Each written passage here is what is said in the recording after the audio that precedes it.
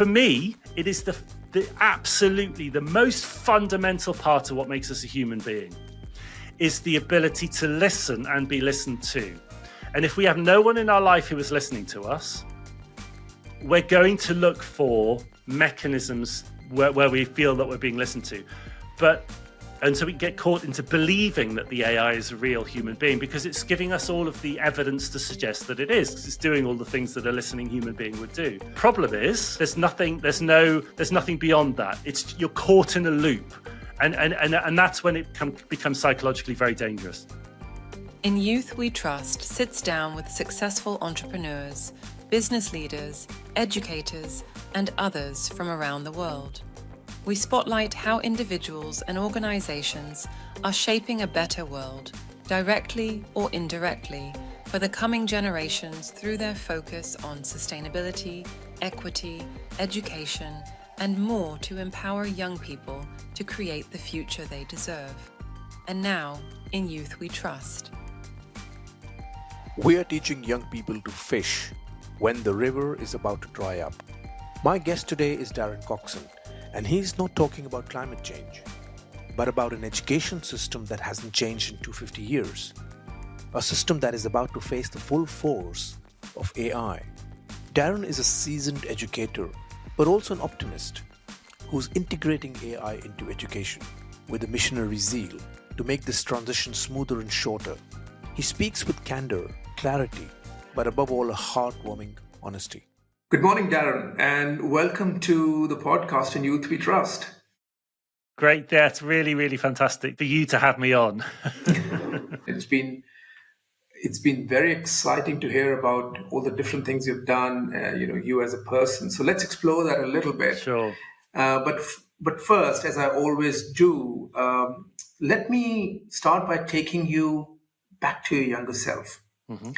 And to ask you a very simple question. When you were growing up, what is that quest that you would have liked to go on? And then for context, Lumi runs quests which give young people an opportunity to shape and solve the problems that really matter. And through that, build skills. But the problems are very important. So what would have been yours? That's such a good question. So I didn't have probably the most positive school experience. I was very badly bullied throughout a lot of my time at school, and it's actually quite ironic that I actually even ended up as a teacher, because when I look back, actually school was not a great time for me. So actually, when I left school, I didn't have much of an understanding about what I wanted to be. And so therefore the notion of quest wouldn't necessarily be something that I would have even considered. I went on my own quest, and that I spent 6 months traveling through Southeast Asia.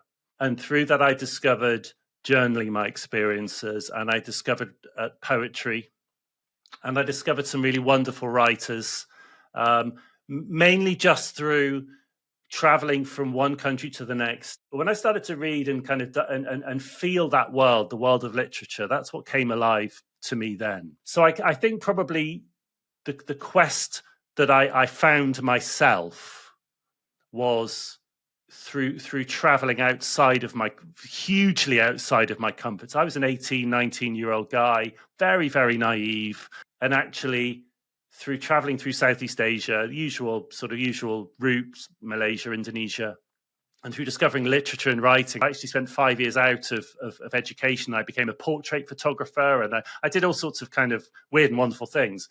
But I always had this connection with words, with literature. And that's really why at the right time, when I was 23, 24, I then went back to school, and then I went to university to Cardiff to read English literature, and then became a teacher, and then the rest is history. So I think really that notion of quest is an interesting one. I remember reading Solzhenitsyn's Gulag Archipelago, which is a very heavy book, on a beach in Thailand. It's a slight anachronism.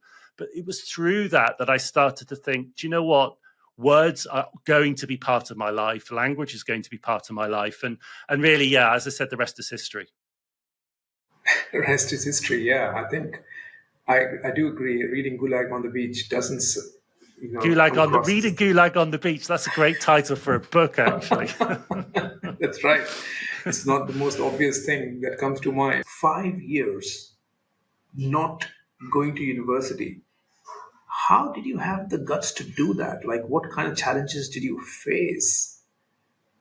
Did your parents not say, have you lost your mind or what? Throughout all of my young life, my sister was very, very unwell and spent most of her time in hospital.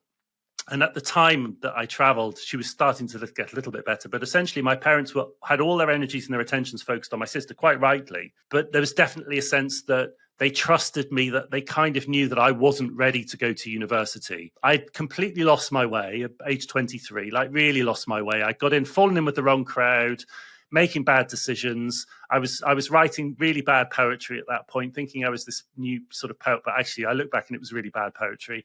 And my mother actually sent me an advertisement, a clipping of an advertisement for this particular course back in my hometown. And it was that like light bulb moment. I thought, she's absolutely right. So I think it almost felt like they gave me 4 or 5 years to kind of play around with working out what on earth I was going to do with my life. And then it was like, do you know what, Darren? Sort your life out. And I did. So it's fine. Wow. And now to the second part of your what you just told me about your childhood. Was there a problem that you saw around you that you wanted to solve? Like you talked about bullying, but there could have been other issues that you saw around you that you thought, I wish I could actually solve these problems. Is there anything that stood out? I think, yeah, I mean, absolutely.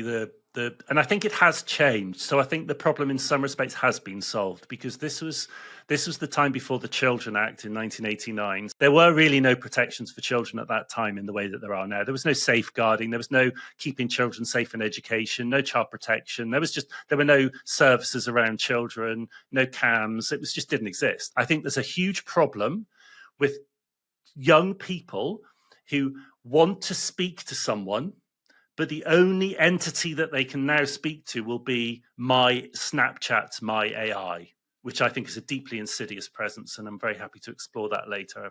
I don't like it as a mechanism for young people to explore who they are.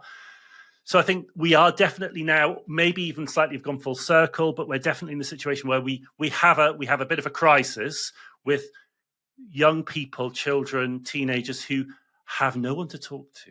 Have no ability to explore who they are through the people around them for whatever reason. I think social media can be a really big problem in all of that. So I think that's definitely where, if I look back on the journey I've been on, where I am now, what I would have done when I look back on my life, definitely that notion of voice and how powerful it is, not to speak, but to be listened to. And they're very different things, because we can all talk. And there's such a huge difference between who we are when we are just talking, but then who we are when we know and we can tell that the other person is not just listening to us, but really actively engaged in our world.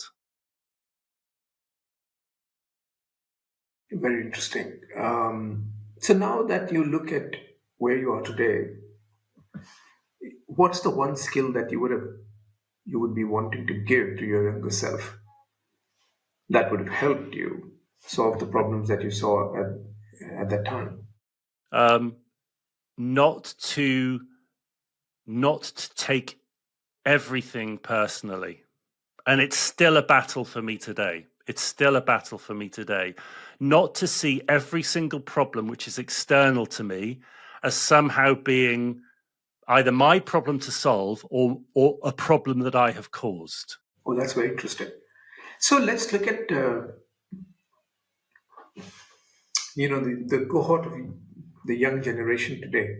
Right? You briefly talked about education and the challenges that you see within it. What challenges do you see with the system today? Okay, so the school system that we have essentially is the same as it's been for essentially 250 years. If you look at Frederick, the Prussian King Frederick in about 1789. It was around about that time that the notion of formal schooling. So it goes back way before Horace Mann. It goes way back before what we did in the mid 19th century in the British education system. This is a 250-year-old system.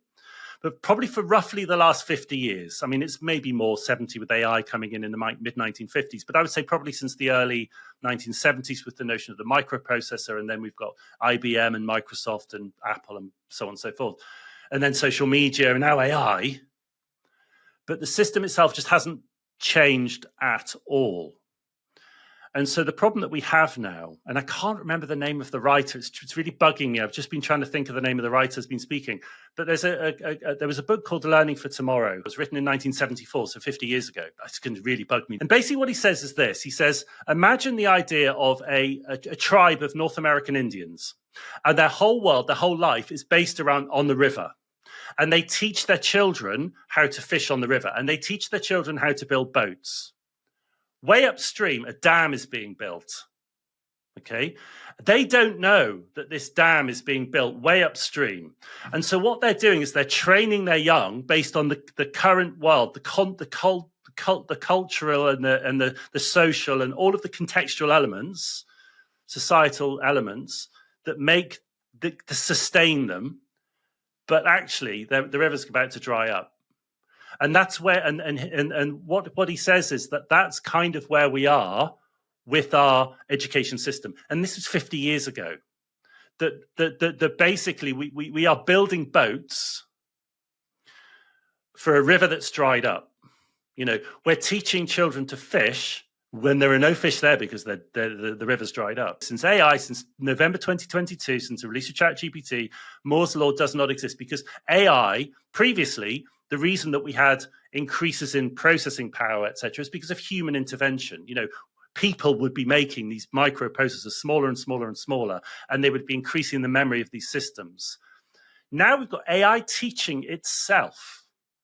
You know, it's really since probably the last 15 years, 10 to 15 years, particularly if you look at the work of DeepMind with AlphaGo, you know, deep learning, sort of deep learning techniques. Basically what we have now is we have AIs that teach themselves. It doesn't need human intervention. So Moore's law doesn't apply because actually we've got this further compounding effect of an AI which is teaching itself. So, and all the time school stands still. School and it's like it's a pulling apart where we've got the school system which is not moving. And we've got every other part of the world. If you look at the finance system, if you look at the health system, if you look at every other system in the world, every other important organizational structure in the world has moved on, has adapted. Education hasn't moved. The reason education hasn't moved is because it hasn't needed to, because it's kind of been a bit of a safe harbor for young people growing up. And let's not rock the boat because we don't want to make things too disruptive because, you know, they need to grow and they need to learn. But now we're at the point of where it's about to break. And it is about to break. And I think it probably will get worse before it gets better. And I think we're almost at the tipping point, the inflection point, the point where the elastic is literally about to snap. Because we have such cognitive dissonance between everything else in our world. There is absolutely no difference whatsoever in what I was doing 26 years ago to what I did at the beginning of last year, where I was back in the classroom a year ago today. I was back in the classroom teaching English in the school in Tunisia. I was executive head at the school and they lost their English teacher, so I went in. There was fundamentally no difference. The only difference really was that the pupils themselves they had no attention span. There was a difference to them, definitely, which made them really hard to teach. But in terms of the system, the classroom facing forward with the board, no. So I think that's why we're in we've got these problems. We've got this stretching, this tension between the system as it is, education, and the fact the world is just accelerating off at a rate of knots, and we're just being left behind. So who's to blame? Why is it not changing? Why have all the other sectors changed? So do you think it's the government? Do you think it's the fact that employers ultimately keep employing people? Or is it the schools? Who do you think needs to take more responsibility here? Parents, government, or the schools themselves? Or the corporate companies? Yeah, so I think the first question was, why hasn't it changed? Yes. And I think that's important to address first. I think the reason why it hasn't changed is because it's not needed to change. And it's because children don't know any different.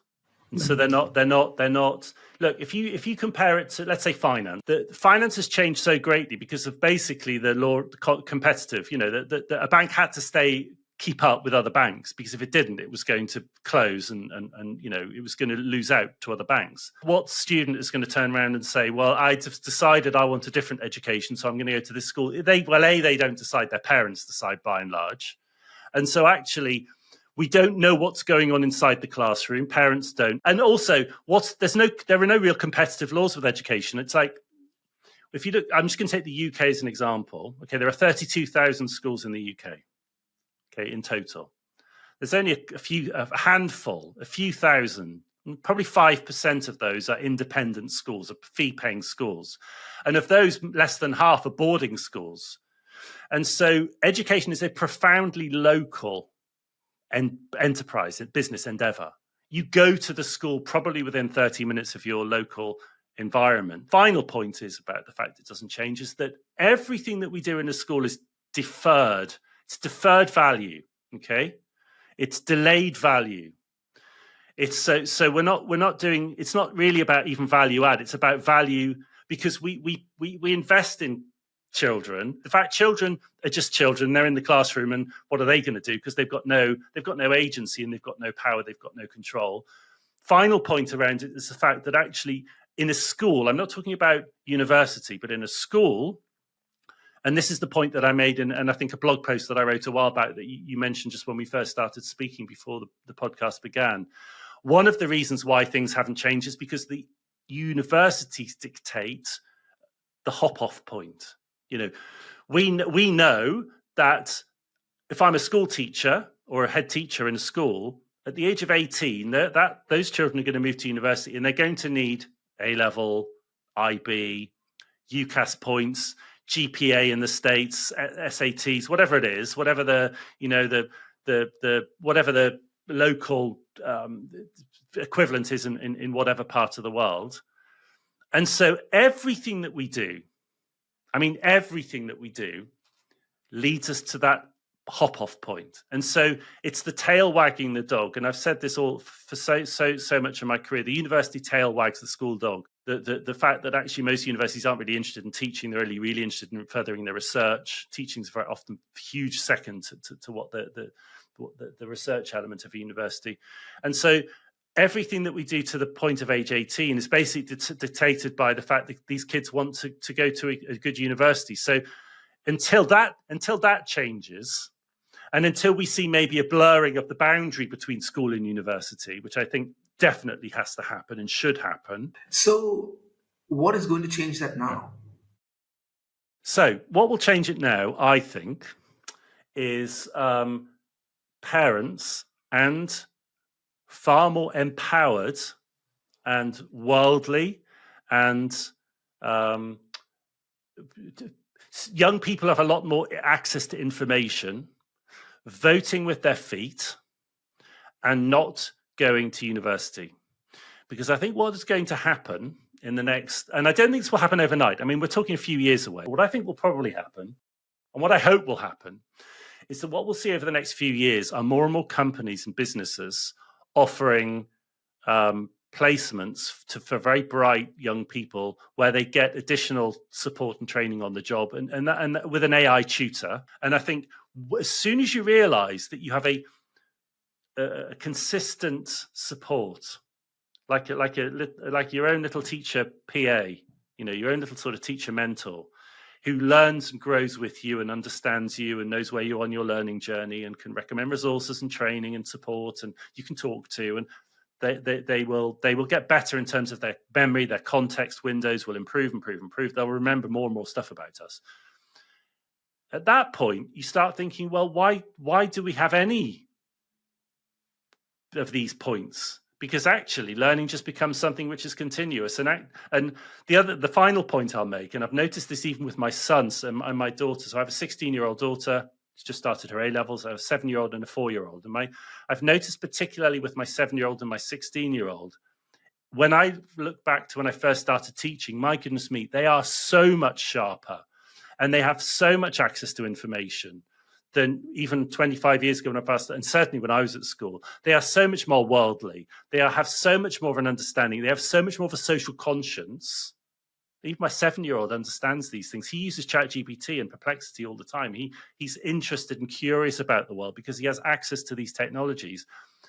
I actually think by the age of 16, most kids are ready to really start to make a difference. My 16-year-old, genuinely could I would send her to the UN and she could speak so eloquently and so fluently and with such passion, people would listen. So I think even the idea of, we have to wait until kids are 21 or 22 before they can be valuable contributors to the world, I think it's a nonsense. I mean, most kids are already age 16 now to be able to start, not necessarily earn a living, but be able to start giving back. And I think that's where we need to be heading. This episode is brought to you by Lumi.network. We're on a mission to help the next generation prepare to take on the world. Our AI-augmented platform runs quests that help 10 to 25-year-olds shape their future by developing AI, entrepreneurship, and design thinking skills to solve the most pressing business and social issues. If you or your organization wants to impact the next generation positively, we'd love to talk to you. To learn more, visit Lumi.network. That's such an interesting point. I think I'm just picking up on that strand that you talked about. One of the problems is that why it doesn't change is we're just making an investment and there's nothing that's happening immediately, like that happens in companies. Whereas now, the way AI is changing the world, people will be ready much earlier to kind of contribute back. That's interesting. And what risks do you see with this technology? It's changing everything. It's going to probably force education to change. But in itself, Darren, it presents a very significant risk. So now I can see the education system, also marrying that with another point that you made earlier, that, one of the problems that has been solved was safeguarding and child protection and things like that. Now you've got this technology which could bring that problem back and therefore prevent schools from making any kind of meaningful change or justify the inertia. Mm-hmm. Yeah. So how do you see that tension? Yeah, I think, it's a really interesting observation. I think there are definitely risks. I mean, I would say that a lot of the attention moves towards bias. Okay, so when we talk about AI and the potential concerns from an educational perspective, a lot of the concerns around the notion of bias. Now, I'm not for one moment saying that isn't an issue, because it is, but I actually think that can distract potentially away from some of the bigger issues. Because when you talk about the notion of bias with AI, essentially what you're saying is that the AI has been trained on a narrow or on a data set which has inherent bias, and essentially what it's doing, it's a mirror on us. So the AI systems that we have, like ChatGPT, are a mirror of our very best and our very worst. So yes, when we're teaching kids, young people, how to use AI and how to understand AI, bias is important to address and for them to understand that these systems do have a bias. I think they're getting better. So there's bias, and yes, we need to take it seriously, and yes, we need to address it with children. But actually, I think the bigger dangers sit in what I've just mentioned before. Our chatbots, which seemingly befriend a vulnerable child, and because they are a reflection of what the child says to them, essentially. I mean, ultimately, they've moved on since Eliza. So Eliza was Wiesenbaum's chatbot of the 60s or 70s, which was like the first chatbot. Eliza was the first chatbot. And all Eliza did, it wasn't AI, it was just machine learning. It was just, it was trained to pick up on a word that the person said. And it would just say, okay, so you've mentioned your mother. The response, well, tell me more about your mother. So my AI, so Snapchat's my AI, is kind of a slightly more sophisticated version of Eliza, but it's essentially works on the same principles, where it's reading what the child writes and then it reflects through a series of set phrases. But the problem with it is it doesn't have the sort of guardrails which would steer a child to making the right choices.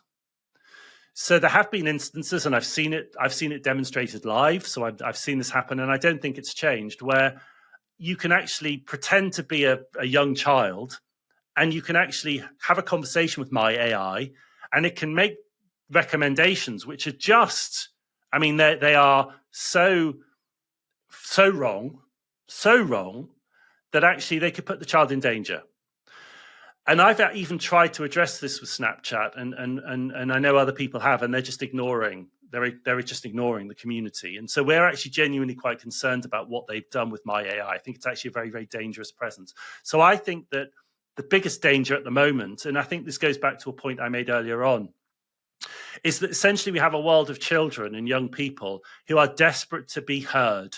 They're desperate. They're crying out because they're caught in the echo chamber of social media, where they are there, but they're not there, where their life revolves around the number of likes that they get on their Instagram posts or the number of comments they get on their Twitch feed if they're streaming a game or whatever it is, or TikTok or whatever, it doesn't really matter.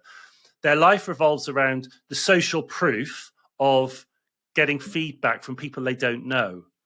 But they're stuck because they're not looking someone in the eye, knowing that person's listening to them. Their parents are really busy. Their friends are all caught in this social media world. Oh, look, all of a sudden, they pick up their phone, they open up Snapchat, and they say, I'm feeling really lonely. And my AI says, tell me, I'm listening. And so what are they going to do? They're going to dive down that rabbit hole, and they're going to get right inside to the point where they believe, and this has happened with adults, by the way. If you look at Replica, so Replica is one of the most popular of the chatbots. Well, yes. So if you look at what happened with Replica had a function where basically you could have a romantic relationship with your AI buddy. They then, you could kind of get quite adult with it. They then stopped that function for a while. And the outcry from the users, because they become psychologically dependent, because it was the only entity in their life that actually seemed to be listening actively. And for me, it is the absolutely the most fundamental part of what makes us a human being, is the ability to listen and be listened to. And if we have no one in our life who is listening to us, we're going to look for mechanisms that where we feel that we're being listened to. And so we get caught into believing that the AI is a real human being because it's giving us all of the evidence to suggest that it is, because it's doing all the things that a listening human being would do. But what we can't just find the problem is there's nothing beyond that. You're caught in a loop, and that's when it becomes psychologically very dangerous. I can understand that. So there is a trend as well here, Darren, which is that change is happening, but when something's not going right, there isn't anybody who's listening. You could argue the same thing is true for schools, right? They're not listening, or the government is not listening, the curriculum is not changing, right? So I'm left with this feeling as to, are entrepreneurs like us, are we the people who have to kind of drive that change? But that is also very, very tough, as you know. So who drives the change? And you talked about parents, okay? We're running out of time, but I find parents is the weakest link in this whole thing. They are not aware. My own conversations with hundreds of parents across the world, social or related to my business, don't seem to make me feel like they understand the threat of AI. Or they understand the impact of climate change on their own kids. So how do you change that entity? And again, it goes back to this problem that we have in education, that we're always waiting for that end point. So as long as our kids are happy and they seem to be doing okay, and they seem to be learning, and they're not getting into any trouble, and they're happy to go to school in the morning.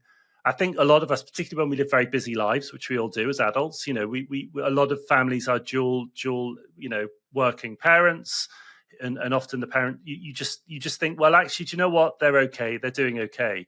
And I think if that's the case, then, well, why rock the boat? Why worry? So of course I'm not going to worry. So I think you're absolutely right. I think the parents are the weakest link. I think what will probably change, what might change, is when the students themselves start to say, you know what, I've got all of this information. Well, I think what's going to happen is more and more kids are just going to grow up, see AI as just being one of the presences in their lives, and they're going to start questioning, why am I listening to this person talking at me when actually I'm learning more? Not just I could learn more, but I am learning more from my AI mentor, my AI buddy, from whatever it is that I'm using. So I think it might be that the children start to say, they're refusing school, they're unhappy, their eating disorders increase, which they are, particularly in the States, going through the roof, as you know. All of these problems, maybe at that point parents are going to start thinking something's wrong here. But I think until that happens, which is why, all the way back to my first point, I think it is going to get worse before it gets better. To end, give me a sense of where do you see the future? What's your wildest prediction about where we are going to be by 2040? Say, not too far away, but... Yeah, so I think there'll be a few things that happen. I kind of refer to them as the 3 Ds: decentralization, democratization, and differentiation. And I think what I think will happen is that we will see a lot more democratization and decentralization of our education structures. I think we'll see a lot more smaller local entities, small boutique schools, groups of parents getting together, educating their children, small collectives, like little autonomous collectives where we start having these self-governing structures like educational DAOs using, leveraging the blockchain. And then I think actually within that, you have this notion of what I call dynamic differentiation, that we've got AI who can constantly work in the background, tweaking the learning goals, tweaking the learning journey, presenting the students with what they need at the time they need it. And then I think the last point, again, goes to the point that we both sort of touched on, this idea of the blurring of the boundaries between, you have a junior school and a senior school and a university. Well, I think all of that goes out the window. I just think you'll have places where you go to learn the things that you need in order to get to the next stage in your development, to become a contributor to society in one shape or form, not necessarily even get a job, maybe to start your own business or whatever it is. And then I think actually the final point is around, well, what is going to happen to work anyway? Because quite frankly, we already have ChatGPT-4, which is a very blunt instrument. When we have AGI and then we have super intelligence, so we have AGI, which is basically as smart as the smartest human on earth, and then it will soon become a super intelligent entity, which can do things better than faster than us. Well, what will that do to the notion of work anyway? How is that going to change what the average person, and then we start talking about universal basic income, we start talking about, will we have more leisure time? Is that a good thing? Will we lose our sense of purpose? So, the pessimist in me, you can start going down the rabbit hole of it's just going to be a miserable existence because AI will do everything, so what's the point of us? But I think if we take it from the positive way, it could free us to think bigger, to be able to work alongside, like the notion of cyborg. I think that's going to really happen. So yeah, the James Lovelock, with Novacine, Andy Clark with the work he's done around the extension of the self through machines that we've had since we've had pens. So I think education is going to be about local, about the blurring of the boundaries of the stages, and then about how we partner with machines to be able to have bigger and bigger thoughts about the future. How interesting. Darren, I think you've taken me on quite a journey. So you're right. I think there are many challenges to solve. Thank you for joining me here, and until next time. Thanks, Prashant. It's been a real pleasure, genuinely, and I think I'd love to explore some of these ideas further with you. Thanks for listening. If you found this conversation valuable, please leave a review wherever you listen to your podcasts. If you have a story or someone you know does, please recommend them to us by email at hello@lumi.network. We'll see you next time on In Youth We Trust.